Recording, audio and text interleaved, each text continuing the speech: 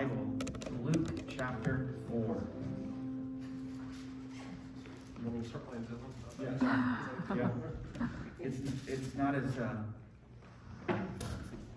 it looks more nerdy than I expected. I'm supposed to. I just start playing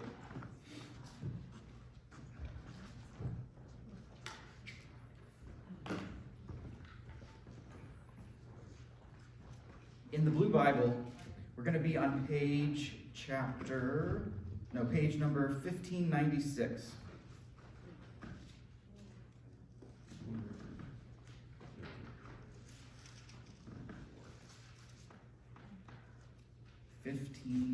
Is everybody okay? Yeah. I, as you know, had COVID, and then, I'm vaccinated, boosted, so I've got 3 shots, but that's one of the slippery variants. I wear my mask. Somehow I got it, and then a week later, my wife got it. My daughter was sick in bed, in between myself and my wife, and then a little bit later, our son got it, and so all 4 of us were kind of laid up for kind of a month. It ended up taking. I still have some, just like upper chest stuff, sinus stuff. Tested negative though, just kind of lingering effects. 2 o'clock is a really tiring time of the day. Now there's a little bit of fatigue. I'm so thankful though. Could have been much worse if hadn't been vaccinated. So really thankful for that. And we're on the road to recovery. It's good to be back. Jesus is in his hometown today. This is kind of a hometown hero kind of passage that we're going to look at. We've talked about it before here at Avondale. What we normally talk about is the passage where Jesus goes to his hometown of Nazareth. He goes into the synagogue on the day that the law or the Torah is read, and he goes to a scripture in Isaiah, and he says these things that the Messiah is going to do, and then he sits down and he says, today these things have been fulfilled in your hearing. And we focus on that because he says, the Spirit of the Lord is upon me, because he has anointed me to preach good news to the poor. He has sent me to proclaim freedom for the prisoners and recovery of sight for the blind, to release the oppressed, to proclaim the year of the Lord's favor. And we usually stick right on that passage that Jesus kind of weaves together from a couple places in Isaiah, because there's some code language in there. For instance, to proclaim the year of the Lord's favor is a year about Jubilee. And Jubilee in the Old Testament is the time when, if you had become homeless, if you had become in debt, if you had become an indentured servant where you had to work for someone else in their home because you had lost your land, then the old books are pulled out, and it says where your family is supposed to be located on the lots in Israel, and you get to go back, and whoever has it, because sometime in your past the family fell into debt, whoever has that has to give it back to you. Jesus is saying, let's cancel debts. People that are unhomed, people that are unlanded, let's land them and home them. Those who don't have an income and earn an income for themselves because somewhere something tragic happened in their lives, let's reconnect them to the community and the way that our social systems work and our economic systems work and our political systems work. Let's bring them back into the fold, make them whole in terms of the social life. It's code for preaching good news to the poor. It's code for the cancellation of debts. It's not just us being spiritually poor and the Lord forgiving us of our sins, or the cloudiness and the murkiness and the darkness of the world, and the Lord saying, I'll take care of that. It's not just the spiritual stuff. Jesus is saying, like Isaiah was saying, and he literally means it. Now, the thing about the year of Jubilee, that code in the Old Testament, is they never did it. I'm not surprised you chuckle. No, I'm not surprised you chuckle. They never did it. There's a couple things that come together. I'm not going to get in the weeds on that, but every 7th year is a year that you're not supposed to work. I would love to work 6 years and take the 7th off, right? Doesn't that sound more like, that sounds really grand, actually. But then if you add it up enough times, like 7th year, after 7 of those periods of times, you get to year 49. And then on the 50th year, every half century, everybody gets back, everybody goes back and to whatever they lost, it's all returned. Whatever they had to take to the pawn shop, they get it back. And even if it changed hands multiple times, they get it back. Whatever their great-grandpa did to have to sell the farm, doesn't matter, they get it back, right? The children, grandchildren, great-grandchildren, they get back to their homes, their homestead. And everything was supposed to reset so that those who had means and those who had resources were able to care for the society at large and make sure that poverty didn't go on too long. It got reset. Since the world's broken, it's going to happen one way or another. Doesn't have to be somebody's fault, right? It could be a tragic line of people having heart attacks and not being able to work the land or something like that, right? Doesn't have to be someone's fault that they lost things. It could be terrible circumstances piling on, fees and fines on top of each other, and fees and fines on top of each other. How you ever get out from under that? Well, if they would have followed the law, everybody would have been reset. They didn't do it. Jeremiah, this is not even what we're talking about this morning. Jeremiah says, for every year that you didn't do that, I'm going to send you to Babylon so that you can count them there. Every year that you didn't let the land rest, and you didn't let your animals rest, and you didn't let your workers rest, and you didn't let the fields rest, every year that you didn't do that, we're going to let it rest now. Well, because you're going to be sent away into Babylon. For every year that you didn't get the books out and say whose land is this and whose land is that, well, guess what? You get to carry those books to Babylon, and you can open them there. And so when you come back in 400 or so years, you'll know whose land belongs to who. Right? I mean, he gets really aggressive with them in that. They never did the reset. They never forgave the debts. They never gave the land back to people. And I think you and I, some of us that come from farm communities, we understand that on a certain level. And also those of us who can trace our roots in Muncie to like 3 or 4 generations living in the same house, especially in the Avondale area, Thomas Park area, we understand what it would be like if everything that had been lost was reset to the families, right? Jesus says that. We focus on that on Sundays like this morning. But what we're going to look at is the response to him, and not so much necessarily because of those things that he just said. Although, if you take them literally, people are going to get upset. I mean, if you take them for real, if you actually stand up and say, well, every so many years, we should forgive debts in Muncie, or Delaware County, or, fill in the blank. Every so often, we should connect people back to housing, and connect people back, intentionally connect, right? We understand that, and if you say those things, a certain crowd might get upset for a variety of reasons. Okay. So Jesus says that. He pulls from the Torah, the scroll.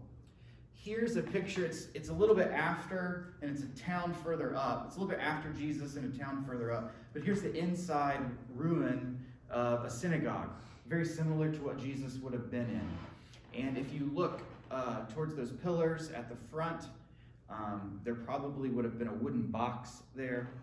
And in that wooden box, they would have opened it sort of like an armoire, opened it, and there would have been these scrolls of made out of sheepskin. And on it would have been the Old Testament written on it. And it would have every place that it was written, every place that there was a character, on any other scroll in the world, it would have been in the same location.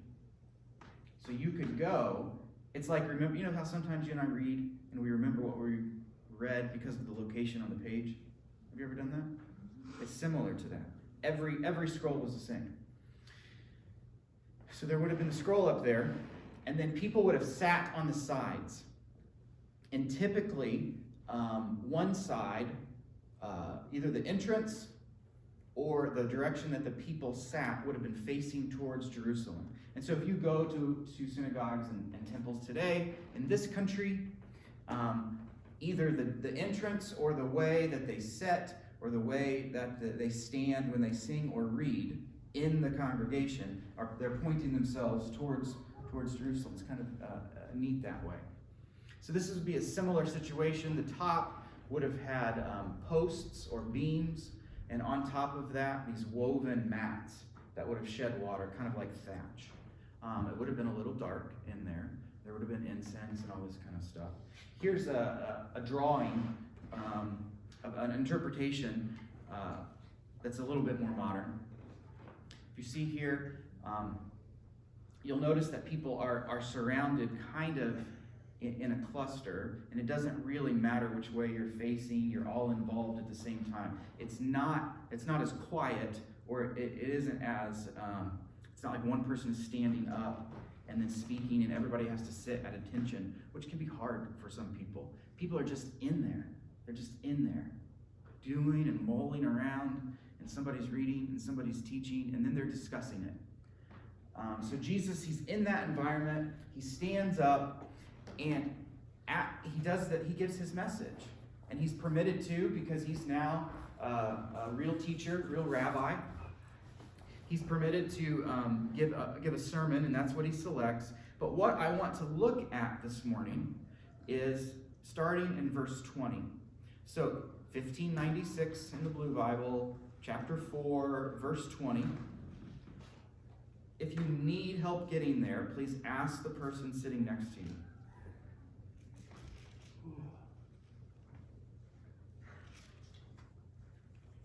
Here we go. Then he rolled up the scroll, gave it back to the attendant, and sat down. The eyes of everyone in the synagogue were fastened on him, and he began by saying to them, "Today, this scripture is fulfilled in your hearing." And look what happens. All spoke well of him and were amazed at the gracious words that came from his lips. "Isn't this Joseph's son?" they asked. Okay, let's pause right there. Here, he's a hometown hero, hometown guy, goes hometown, Nazareth. And Jesus, he's educated in the letters, but he has a real street education too. He has a real understanding of people as well. Not just the letters, not just the scriptures, but people, and he studies them well. And he can give a message on what that means. And, oh, by the way, he is announcing that he's the Messiah by reading this thing. It's fulfilled in your hearing. The good news is being preached to the poor, right? And they are just so amazed at it's like he has a golden mouth and honey drips, and everything he says and does, they just can't believe this is our guy. He grew up here, right? These are aunts and uncles. In this setting, uncles only. Aunts outside. Yeah. These are people that are related to him in Nazareth, that are in the prayer room and then inside the main synagogue area, the teaching room. They know him. Some of them, in a sense, changed his diaper. Right? Now, technically he wasn't there when he was in diapers. But they would have that same feeling of, right? Because Jesus, he had to hide at 18 months or 24 months or something like that. He had to go into hiding in Egypt. But these people would have this connection of this is our teacher, this is our rabbi, this is our man, this is our boy, this is our guy. And they're in awe of him. And they say such kind things. And I think that the language there in the original writing, they're actually saying that he has so much grace. He's giving so much grace. And in the passage that he selected from, there is a line about God's vengeance, and Jesus leaves it out. And he's just dripping with so much grace for people and love and compassion. And they're kind of, starstruck for just a minute. I'll tell you, it's hard to go back to your home congregation where you grew up if you become a teacher or preacher or pastor or rector or priest or anything like that. It's hard to go back because those folks literally changed your diaper. They know that. And so that type of thing happens. But then the other part of that is what happens next. Jesus says to them, "Surely you will quote this proverb to me, 'Physician, heal yourself. Do here in your hometown what we have heard that you did in Capernaum. I tell you the truth," he continued, "no prophet is accepted in his hometown. I assure you that there were many widows in Israel in Elijah's time, when the sky was shut for 3.5 years, and there was a severe famine throughout the land. Yet Elijah was not sent to any of them, but to a widow in Zarephath in the region of Sidon. And there were many in Israel with leprosy in the time of Elisha the prophet, yet not one of them was cleansed, only Naaman the Syrian." Verse 28, "All the people in the synagogue were furious when they heard this.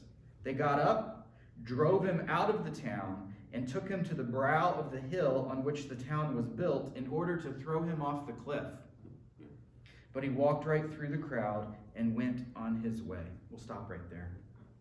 It went from this guy is our guy to let's rush him to the edge of where they cut the stones to make stuff in our town and toss him off. I mean, it just went. I mean, it was a 180 almost immediately in the same day.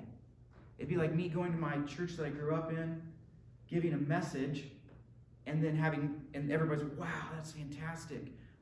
Let's do this in Delaware County," or something like that, right? And then during the questions back and forth and the dialogue and the conversation, I say some things that like might be provocative, and then they rush me out and try to throw me on Highway 28, right? In front of a car. Slip away, Except that someone cut down all the trees along the trail at that particular spot on Highway 28, so it would be very difficult to slip away unless there was some sort of supernatural, covering. FYI. So he slips through, and obviously goes on. The things that he said, that's what I want to look at. They were all good with him when he was giving this great message. But when he asked them to consider their place in the story, they just went murderous. They just became murderous. So, Jesus has been doing things in the area, and apparently, at some point, he's been in Capernaum, which is another town. It was actually where that synagogue that we looked at was from. And he had done some miracles. So Jesus is talking about you, and right, we're doing this here. He's talking about you forgiving debts, helping people get their homes back, helping people get their families back and get out of fines and fees. He's saying that to them. And they're like, that is a great message, until he mentions to them that's the miracle. That's the work of the Lord in your lives. And they're like, no, we want the showman. We want the song and dance man. We heard that you did some amazing things. You did so many really like neat, crazy, fanciful, supernatural things in Capernaum. We want the magician, like you're ours. You're from here. Give us better. Give us more. Do better for us. Let's see what you got, right? They wanted the traveling, even snake oil. They would have been happy with that, right? They would have been happy with the traveling Bible salesman, right? Anybody that can give a great word, that you can smell their aftershave on them from 12 feet away. They got the nice shiny shoes. They want this guy to be that. Glad hand us and be our champion. And he says, listen, there are some of you that own some parcels that belong to other people now. What are you going to do? They say, well, we want to see some miracles. And he says, you're not going to see any miracles because you're not giving the land back to the people, and you're not forgiving debts, and you're not helping them get in their homes. You're just leaving them on the street. So here in my hometown, there will be no miracles. This is actually an art installation for a while where someone just put together, you can see the church in the church complex. I mean, that's a big complex. This is in Scotland. There will be no miracles here. Right there out on the lawn. They're referencing Luke chapter 4. But so here's the two stories that he tells. The first one is there is a widow that one of the main prophets of the Old Testament says to her, bake me some bread and give me a little water. Because he comes up on her, and that's a hospitality thing. There's nothing really strange about it. She says, well, like, I only have like this much of flour, and then the oil is down to the end, and I got my son here, and actually we were just going to eat this and then die. He says, well, go ahead and make it. And then I want you to know that we're in a famine here for 3.5 years. We're in an in-between time, really tragic time, and but what you have will never run out, and it never runs out. But here's the thing: this woman is not. She's not part of the chosen people. She's not part of the covenant people. She's not part of the. And I'm not trying. This is definitely not a negative statement on Jewish folks, either in Luke or in the Old Testament. This is not an anti-Semitic statement. We need to be very careful, all of us, how we talk about things like this, so that we don't end up saying derogatory or negative things accidentally, because passages like this have been used to persecute Jews in many parts of the world for hundreds of years. And so I want to be very careful about how we discuss this and how we talk about this, because it's not like it couldn't be us, right? It just happens that they get their dirty laundry aired out for the whole world to see as lessons for the rest of us who are just like them. Make sense? Okay. So he tells this story, and that she's not part of the chosen people. So the main prophet, who's supposed to return and set everything straight in the future, is giving everlasting food, water, oil, to someone who's outside the covenant, as an example of why there won't be any miracles here. And then he says, there was this guy named Naaman, and he was a Syrian. And I need to let you know that Naaman is actually a commander in a foreign army. And he hears about a prophet, a divine prophet in the land of Israel, and he is someone who has leprosy. And it could be any sort of chronic skin disorder or dis-ease. And but it's bad enough that nothing he can do anywhere that he knows of. And so, last ditch effort, he hears about like someone who's really recognized in the country that he's kind of opposed to, actually. And anyway, he dips down into what would be considered like unholy, muddy, dirty water for Naaman. And when he gets out, obviously his skin is cleared. And Jesus says, you know, this woman, this widow, she is not part of the chosen people as you are using the word chosen people.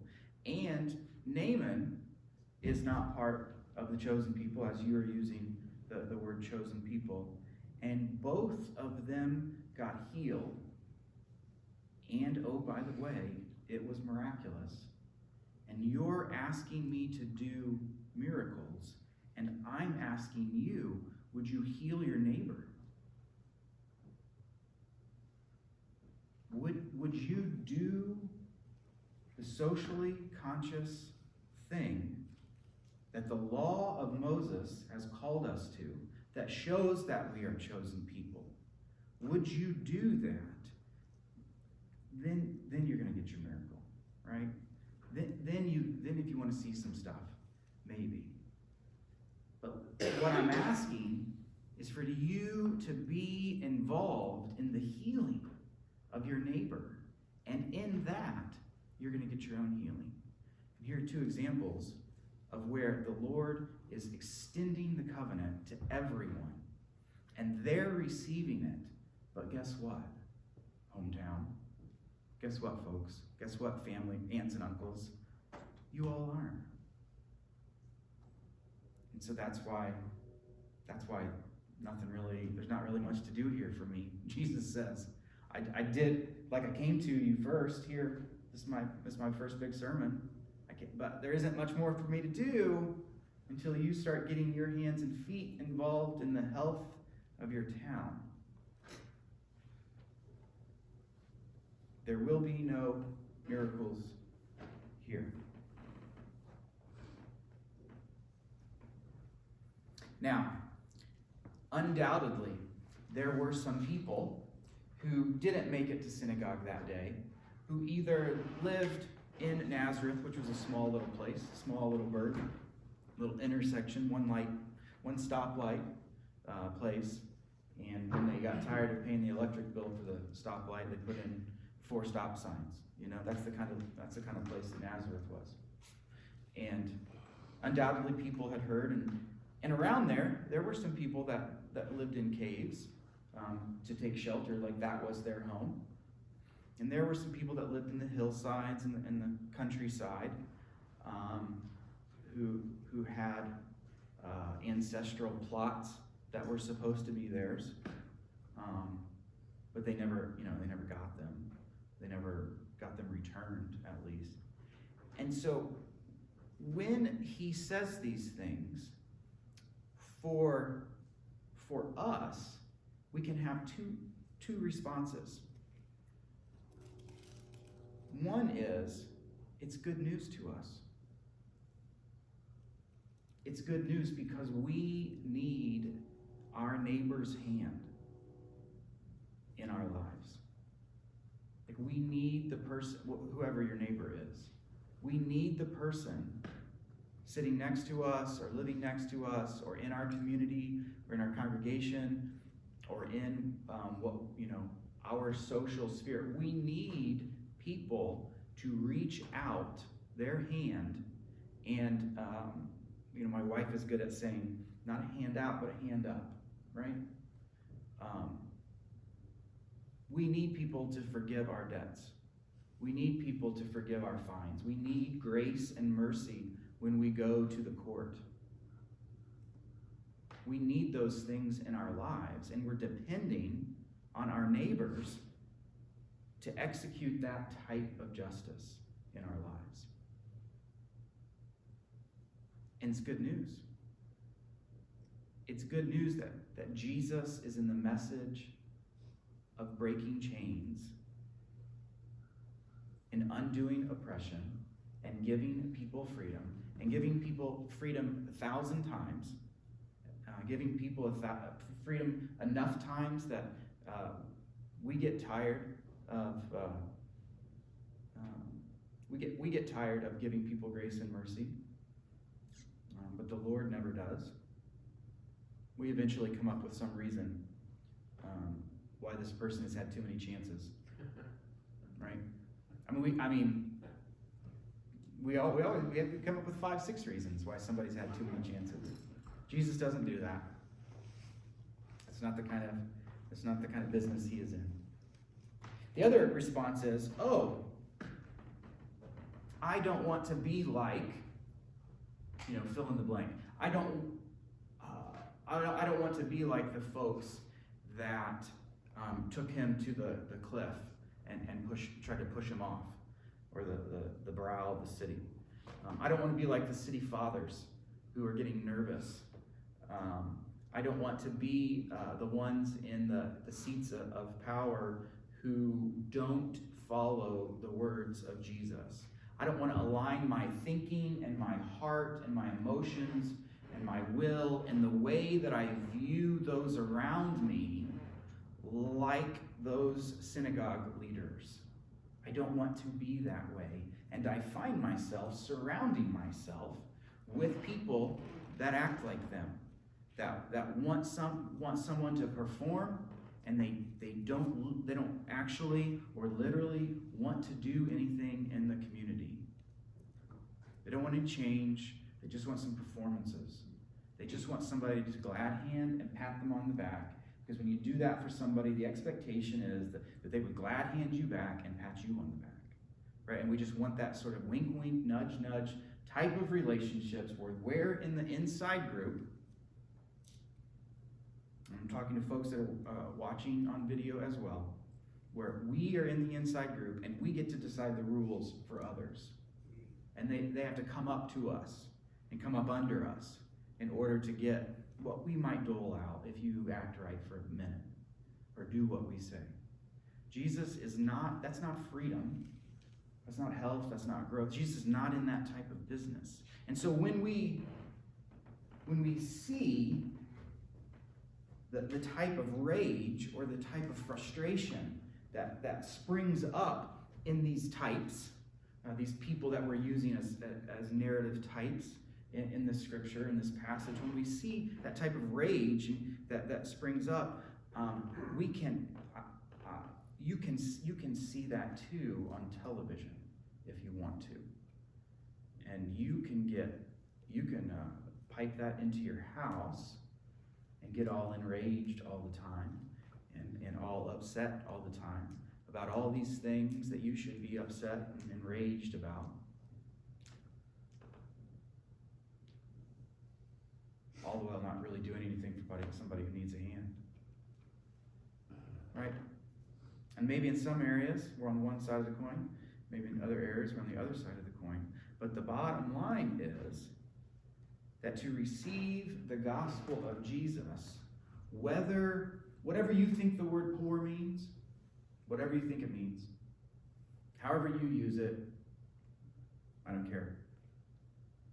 Whether you think you're poor or not poor, whether you were poor and now aren't, or whether you weren't poor and now are, however you want to take that word. I'm not assigning any value to it. The gospel has to come to us, no matter what we say with poor, as if we are. Like you have to view yourself as the synagogue leaders that are your aunts and uncles, that you can be enraged sometimes, and that's a sign right there. Especially when you're enraged at graciousness. When you're enraged at mercy, that's your sign, right? When you get all ruffled up about somebody getting a good thing, whether you get it or not, like that's a sign to you. We can put ourselves in the position of the one who needs the fines gone and the fees gone. We can put ourselves in the position of the one who needs the home, the job. And we can put ourselves in the position of the ones who actually then go and do the work that Jesus is calling us to. And so the responses that we have to this text give us an indication of where we need to act, of where we need to take action, of where we need healing ourselves.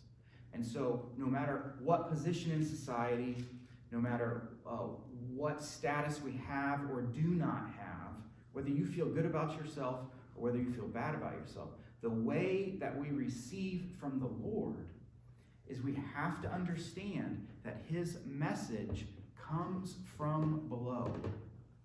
It doesn't come any other way. The gospel, the good news, always comes from below. And you can be receiving that good news, or you can be joining with it. You can have either of those responses. But to be enraged by grace and mercy, the Lord would like to have a word with you today. If you're enraged by justice and you get all disheveled about somebody having a windfall, or a class or a group of people receiving good things, if that upsets you, the Lord would like to speak to you after the service. You know what I mean? You feel me on that? He is always moving the boundaries further and further and further of who receives grace, and of who receives mercy, and of who receives healing. Mr. James Sandberg, would you lead us home?